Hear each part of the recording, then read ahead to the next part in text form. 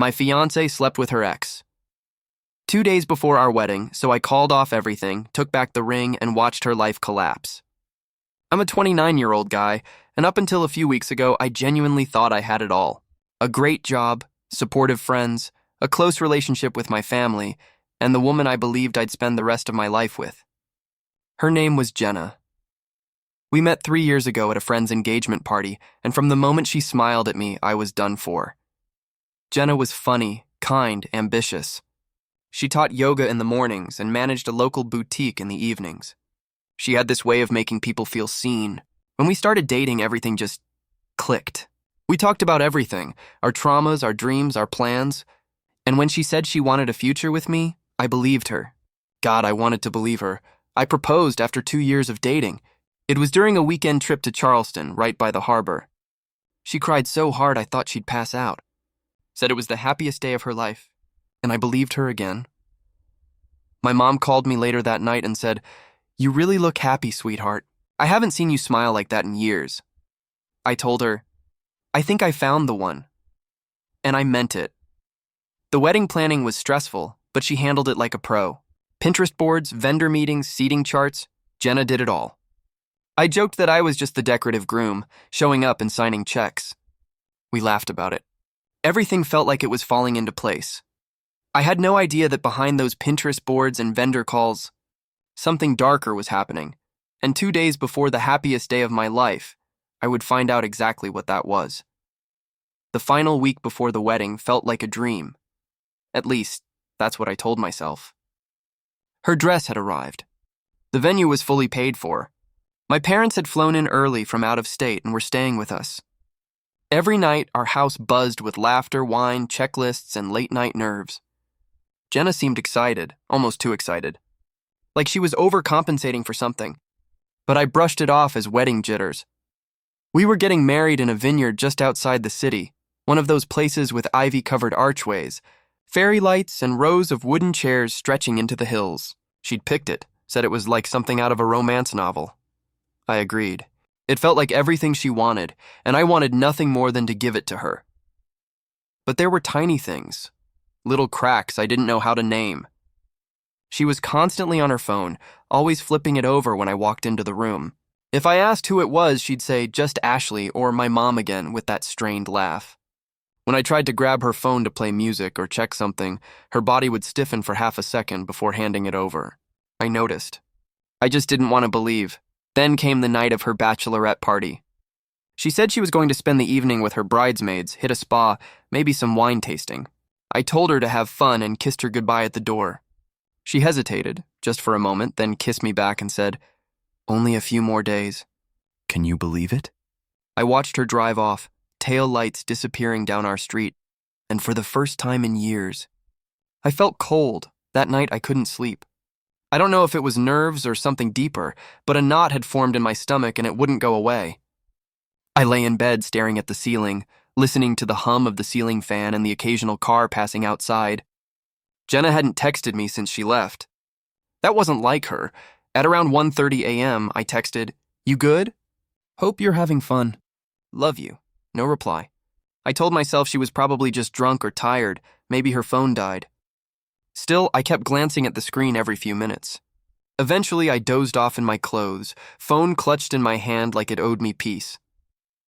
The next morning, I woke up to a single text from her. "Sorry. Crashed early at Ashley's. Love you too." Short, vague, carefully worded. Something about it felt scripted. Not the way she usually wrote. I tried to shake it off. I had errands to run, suits to pick up, family to entertain. But the feeling stuck to me like humidity. At breakfast, my mom asked if everything was okay. I smiled and said, "Yeah, just wedding stuff." But I felt like I was lying, without even knowing why. Later that afternoon, Jenna came home, showered, and acted completely normal. She joked with my dad, hugged my sister, even sat on my lap for a bit while showing me pictures from the spa. Except, there weren't any. Just a couple photos of wine and bathrobes, no people in them. She said, "Ashley didn't want to be on camera. You know how she is." And I nodded. But inside, something was shifting. I just didn't know how fast the foundation was about to crack. The next day, too, Days before the wedding, I was grabbing coffee and trying to ignore the uneasy pit in my stomach when I got a message request on Instagram from an account I didn't recognize. No name, no profile picture. Just a generic handle like iTruth4U87. At first, I thought it was spam. But then I saw the message, check where your fiancée was last night. She wasn't with Ashley. Attached was a blurry photo, taken at night, of what looked like the parking lot of an apartment complex I didn't recognize. But the figure in the image, even blurry, was unmistakably Jenna. Same dress, same hair, same sandals she wore out the night before. I froze. I stared at the image for so long my coffee went cold in my hand. I responded, asking who they were. No reply. Just a follow-up. That's her ex's building. You should know. I felt like the world tilted sideways. I scrolled back through my texts with Jenna, the spa night, the wine photo, the no-service excuse. It all started to feel like a poorly written script I'd been stupid enough to believe. I didn't know what to do. I didn't want to accuse her without proof. But something in me broke in that moment. Something hard and primal. A part of me that had blindly loved her without question suddenly started doing the math. And the numbers weren't adding up. I texted her, keeping it casual. Hey babe, you sleep okay? Want me to pick up lunch? She replied instantly, yes please. Ty? Like nothing had happened. Like she wasn't blowing up our future in secret. I smiled to myself, put my phone down, and said out loud, okay then, let's find out the truth. I decided not to confront her. Not yet. If what I suspected was true, if she really had been with her ex, I needed more than a blurry photo from a stranger. I needed proof she couldn't talk her way out of. So I played along, smiled, brought her Thai food, kissed her on the forehead while my stomach turned with every lie she fed me.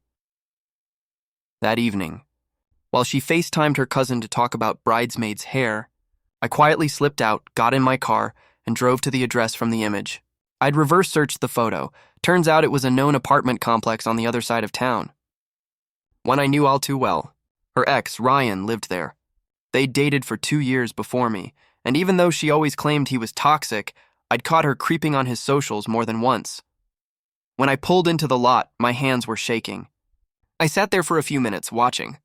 A doorman stood outside the lobby, so I got out and approached him casually. I told him I was visiting a friend but forgot their unit number. Jenna, about 5'6", long brown hair? I said it like I was guessing. He nodded immediately. Yeah, she signed in a couple nights ago. Visited 4B. Tall guy, beard. I see her here sometimes. Sometimes. My heart dropped, but I smiled politely, thanked him, and walked back to my car in silence. I sat there for a long time, gripping the wheel until my knuckles went white. She hadn't just slipped up. This wasn't one mistake. This was calculated, repeated, covered up. When I got home, Jenna was curled up on the couch in one of my hoodies, smiling at her phone, and I kissed her on the forehead again. Because now, I had a plan. The universe, I swear, hands you answers when you're ready to see them. The very next morning, I walked past Jenna's desk and noticed her MacBook was open. She was in the shower, humming to herself, some love song that suddenly sounded so fake it made my skin crawl. I didn't go looking for anything. I just glanced at the screen out of habit. And then I saw it. A message popped up in the top right corner. Ryan, last night was amazing. You sure you're ready to go through with the wedding? My whole body froze. I didn't touch anything at first. I just stood there. Heart pounding, mouth dry, head spinning. Then I sat down, carefully, slowly, and opened the message thread. My hands trembled as I scrolled. It wasn't just one night. There were weeks of messages, flirting, sexting, inside jokes, screenshots of our wedding website with crying, laughing emojis. One message read, "He's still buying me candles for our relaxing evenings while I'm sneaking out to see you." I couldn't breathe. She had lied so smoothly, so convincingly. She wasn't stressed. She wasn't anxious. She was guilty. And worse, she was comfortable being guilty. There was no remorse in those messages, just thrill, recklessness, cruelty. I took out my phone and started snapping photos of every screen. I got everything, dates, messages, timestamps. I backed it up to the cloud and emailed it to myself. Evidence, truth, cold, undeniable truth. When she came out of the shower, towel wrapped around her, she smiled and asked, "Want to go over our vows later?" I looked up from my phone and smiled back. Yeah, I said. That sounds perfect because now I wasn't heartbroken anymore. I was focused. And what came next would change everything. The next morning, I sat alone in my car outside the vineyard where we were supposed to get married. The venue manager greeted me with a cheerful, "You must be the groom." I smiled and nodded, walking through the empty reception hall that, in 2 days, was supposed to be filled with friends, music, and promises. I didn't cry. I didn't rage. I just stood there and let the silence sink in. I asked to speak to the office manager, and when she arrived, I told her calmly, "I need to cancel the wedding." She blinked, stunned. "Oh, I'm so sorry. Can I ask why?" I looked her dead in the eyes and said, "Because she slept with someone else 2 days ago, and I'd rather be alone than lied to for the rest of my life." The woman's face shifted from pity to something like quiet respect. She handed me a clipboard to sign the cancellation forms. I lost about half the deposit, but I didn't care. Peace of mind was worth the price. I called every vendor, caterer, DJ, photographer, and canceled everything I had paid for personally. I told them not to reach out to Jenna. I wanted her to find out on her own when it was too late to spin it. Then I called my best man, Tyler, and told him everything. "Bro," he said, stunned. "You sure you're okay?" "No," I said, "but I'm getting there." He offered to come over, but I told him to hang tight. I wasn't ready for sympathy. When I got home, Jenna was in bed watching a wedding dress montage on YouTube, humming like she hadn't just torched our future. I stood in the doorway for a moment, taking in the woman I thought I knew, and I whispered to myself, "She's planning a wedding that no longer exists." The next 24 hours were surreal. Jenna was glowing. She pranced around the house with that bride-to-be energy, packing her makeup kit, organizing her jewelry, setting aside her shoes for the big day. She FaceTimed her mom, squealed with her cousin about the weather forecast, and made a big deal out of how perfectly her dress fit. I watched it all like I was outside my own body. She'd ask me things like, "Should I wear my hair up or down for the ceremony?" And I'd say, "Whatever makes you feel beautiful." The irony? She looked beautiful. But I couldn't unsee the texts. The "I miss you already" messages from Ryan, the emoji-laced mockery of our vows. The secrets behind her perfectly aligned teeth and flawless skin. Every time she turned away, I felt a surge of rage rise in my throat, but I swallowed it. I needed her to believe everything was fine, because the more she smiled, the sweeter the fallout would be. She even rehearsed her entrance down the aisle in the hallway, barefoot, holding a rolled-up blanket like a bouquet. She laughed when she caught me watching. "Too much?" she asked, blushing. I forced a smile. "Not at all." She didn't notice the way I clenched my jaw. She didn't question why I hadn't called the photographer back, or why I kept checking my phone like I was counting down to something. She thought she was preparing for the happiest day of her life, but she was actually rehearsing for a ghost wedding, and in just one day, when she'd finally realized no one was coming, no music would play and no vows would be exchanged, she'd understand exactly what it feels like to be left in silence. The night before the wedding, I asked her to dinner, just the two of us. I told her I wanted to spend one last quiet moment together before the chaos of the big day. She lit up like a kid on Christmas morning. "God, I love you," she said, kissing my cheek. "You always know what I need." We went to a little Italian place downtown, somewhere dim, romantic, with candles flickering between us. She wore the same perfume she wore the night I proposed. Everything about the night felt scripted, like a scene from a movie I no longer wanted to be in. We ordered wine. She clinked her glass against mine and whispered, "Tomorrow's the start of forever." I looked at her for a long time, and then I pulled out my phone, scrolled through my photos, and turned the screen toward her. "Recognize this?" It was a screenshot, her messages with Ryan, the one where she joked about me planning relaxing evenings while she was sneaking around. Her face drained of color instantly. She opened her mouth, but no words came out. Just a breath, shaky, sharp. She looked back at the screen, then at me, her voice cracking. I can explain. You don't need to," I said, sliding the phone back into my pocket. I already canceled everything. The venue, the DJ, the caterer, gone. You won't be walking down any aisle tomorrow. Tears welled up in her eyes. Her lip quivered. "Please."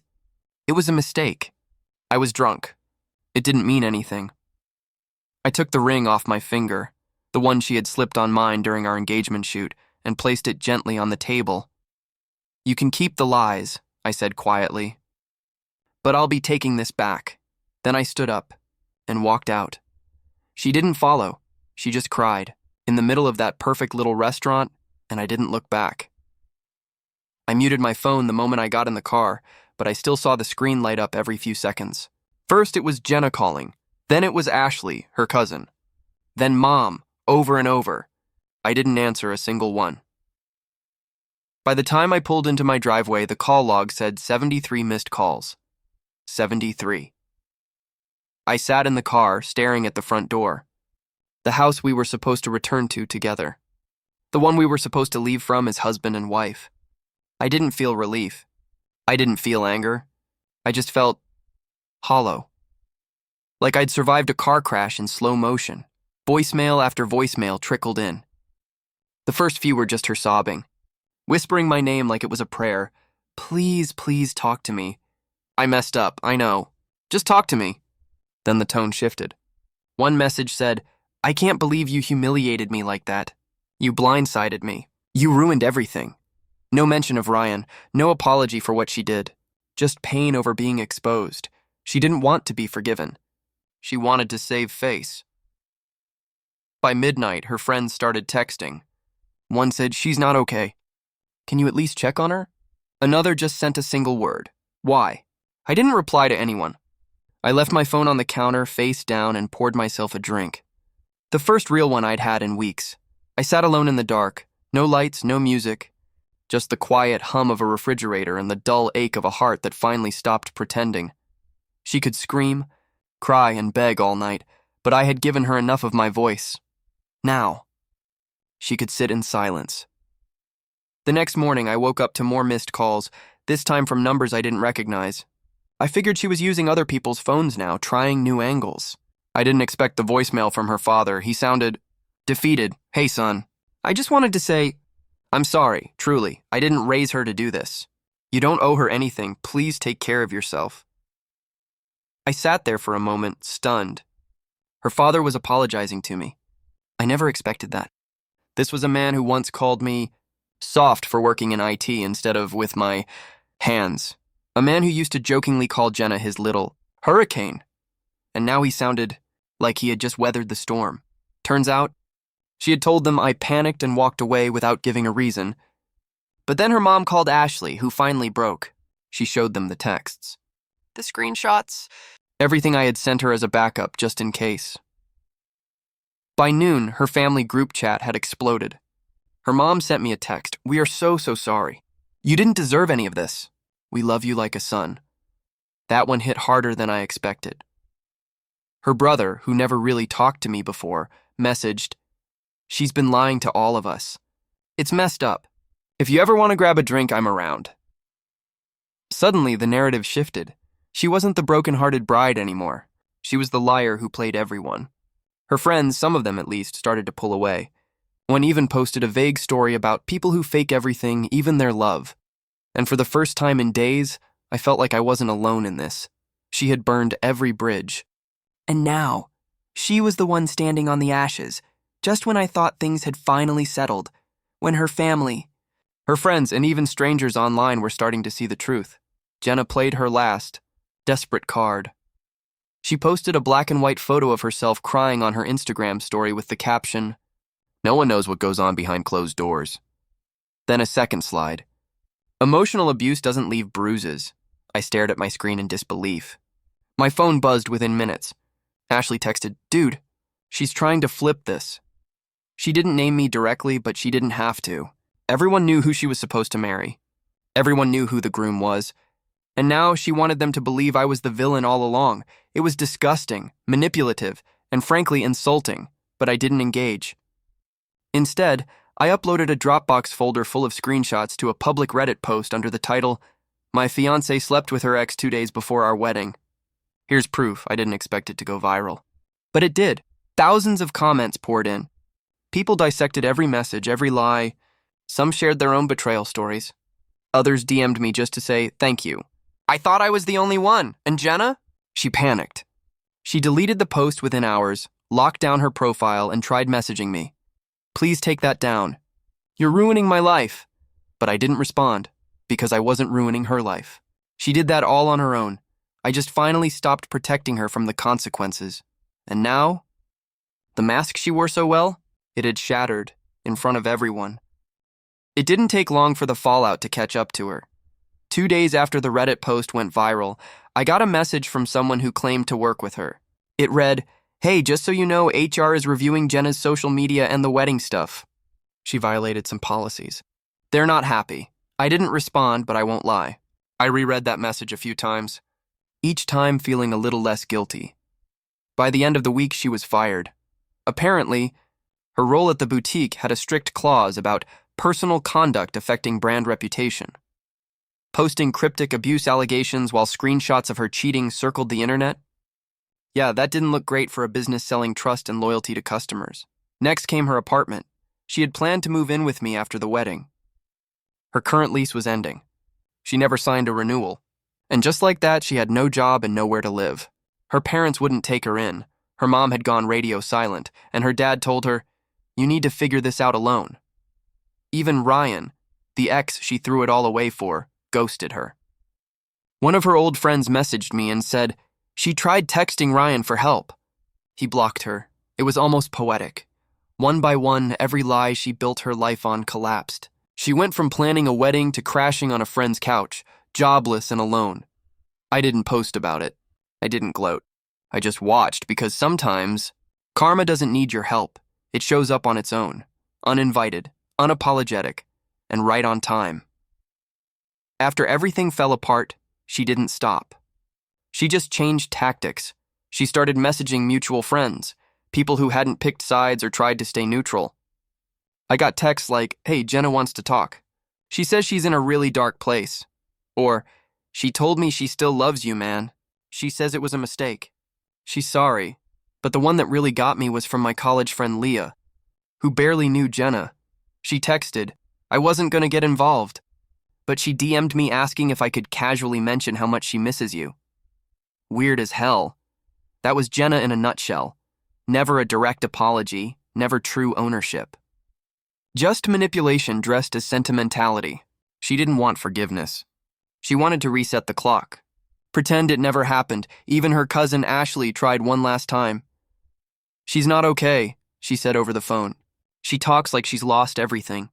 I stayed quiet. "She really did love you." "You know," Ashley added. I finally replied, "Then she should have protected what she had." It was strange, seeing her life unravel while mine slowly rebuilt. I wasn't partying or celebrating. I was going to therapy, reconnecting with friends I'd lost touch with, finding comfort in quiet things. I didn't need revenge. I just needed peace. But every time someone tried to pass along her sadness, I remembered that message from Ryan. "Last night was perfect. Are you sure you still want to marry him?" She wasn't sorry when she was sneaking out. She wasn't sorry when she laughed about me behind my back. She was only sorry when she lost. And by then, it was far too late to come back. I'm not telling this story to get revenge. I'm not trying to embarrass her further. The internet already did that for me. I'm sharing this because if you've ever had that gut feeling, like something's off, and you ignored it for the sake of love, I want you to know you're not crazy. I was that guy. The guy who explained away every red flag. The guy who thought love meant sacrificing your boundaries. The guy who confused silence for peace. I stayed because I believed in her more than I believed in myself. There were so many little moments I brushed off. The way she'd flinch when I brought up her past. How she always made me feel guilty for asking questions. The phone always turned face down. The sudden mood shifts. I chalked it up to anxiety or wedding stress, or whatever excuse made me feel like I wasn't being paranoid. But now I know better. If someone makes you feel like you're too much for needing clarity, or too sensitive for noticing patterns, they're not protecting you. They're hiding something from you. A friend told me recently, the person who truly loves you will never make you beg for the truth. That stuck with me. Because I begged for honesty, for reassurance, for consistency, and all I got in return was betrayal wrapped in pretty words. My biggest regret isn't losing her. It's how long I stayed loyal to someone who never planned on staying loyal to me. So if you're in a relationship where love feels like a loan you're always repaying, run. You're not crazy. You're just being drained. And the sooner you stop bleeding for people who wouldn't bandage you, the better. Because no one deserves to be lied to in the name of forever. It's been a few months now. The wedding date came and went like a ghost. No vows, no cake, no music. Just an empty Saturday that I spent hiking alone above the tree line, where everything felt still and quiet. People still ask me if I'm angry. I'm not. I'm wiser. I'm clearer. And honestly, I'm free. I look back on that version of myself, the man who held her hand while she was planning a double life, and I don't feel shame anymore. I feel compassion, because he loved with everything he had. He meant every word. He was real, and she wasn't. In the end, she didn't just betray me. She betrayed the version of herself that promised forever. The girl in the white dress, laughing about first dances, dreaming of last names, that girl never existed. She was a mask. And when it slipped, I saw the truth. She thought I was paying with money, shelling out for flowers, food, a ring, but I wasn't just paying with cash.